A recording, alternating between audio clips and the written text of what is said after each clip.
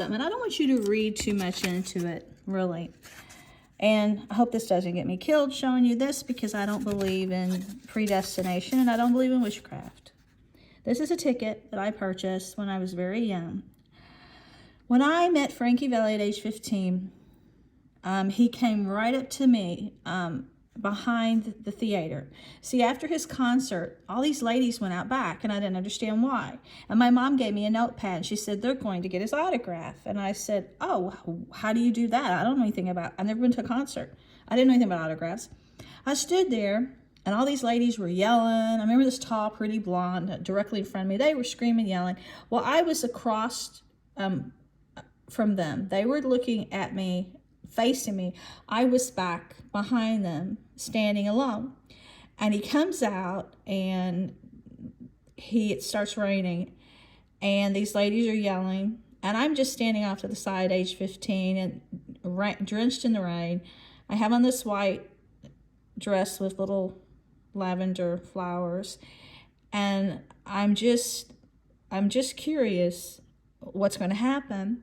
And he looks over at me, and he can see I'm very shy, and he steps up to me, and I said, may I please have your autograph? And he said, sure.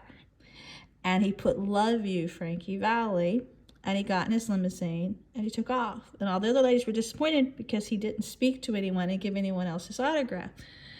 Well, I decided then my ambition and career was going to be to promote him, and there was nothing other than I was not going to take any other position other than promotions.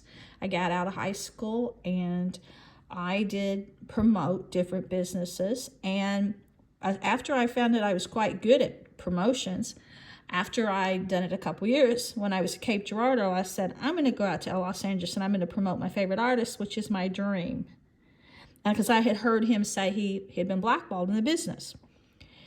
And so I went out to LA, and I spent a month trying to do that. Record labels, everything. I even went to Sound Labs, and I found out later they had just closed that.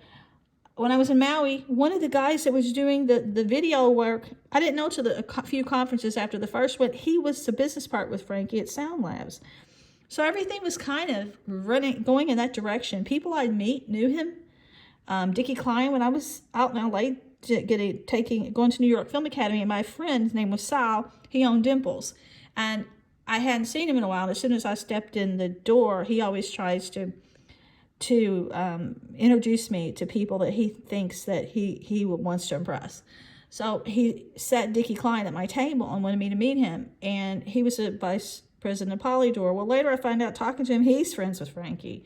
And it's just so many people have kind of known him. Like when I met Jerry Weiss, he said he just talked to Frankie Malibu Beach. But I pulled out an old concert ticket. Look at the dates. Look at the sixes. Look at the symbol. You know, some people are born with certain social security numbers. They just give you this stuff. I don't believe in predestination, because all I believe in is love. And no matter what people think or feel, the power of love is greater than anything evil. But I did find an old letter to his friend Bob Zevers. I used to meet with Bob Zevers because he was talking to me. He became Frankie's agent after he left a different management company. And he knew I wanted to work with Frankie, so he wanted to interview me.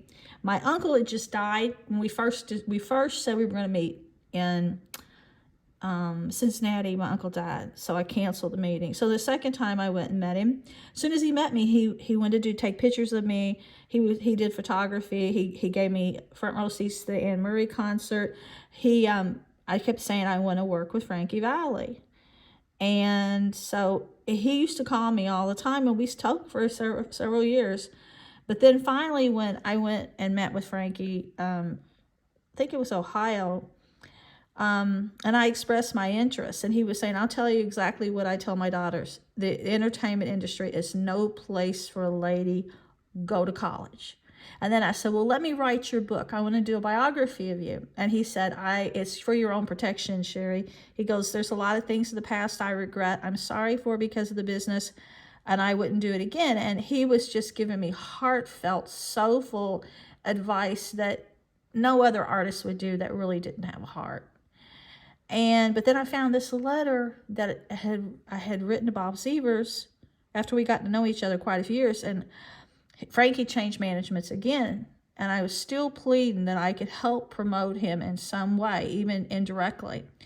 And he said, well, I just had to talk with Frankie, and he's not going to be in the business any longer because he said his career's over now. And I'm like, wait a minute, I have been investing so many years in trying to see him in the spotlight. His career can't be. He says, well, he made somebody mad because something that he refused to do, because Frankie is his own man. He's his own person. And I saw that when I found out Mobile Filing came out 2 days ago, and I just started crying. I thought, oh, look at him now. Jersey Boys. He's selling more concert tickets today than he ever did before. All those people were wrong. They might have blackballed him at one time because he says he's a faithful man of God and he's a Christian. But I'm sure that he's shown them all that he's the only Odie singer that's still selling out and still playing in top places. And everybody, even at the fair, you've got all these old singers, but they have to sing as a group, a whole group, because they don't reel people in. Frankie's still filling auditoriums. But just look at the dates on here and everything. Look at this. But I still believe that no matter what people do to me, like they're attacking me, trying to kill me tonight with supernatural power, love is all that prevails. And I love this artist immensely. I have since I first met him. And there is no good or evil to me. There's only love, pure love. And when I love, that's as close to heaven as you can get. And I love animals. See, they got it figured out. Dogs and cats, they love unconditionally no matter what you do to them, or how you treat them. That's life.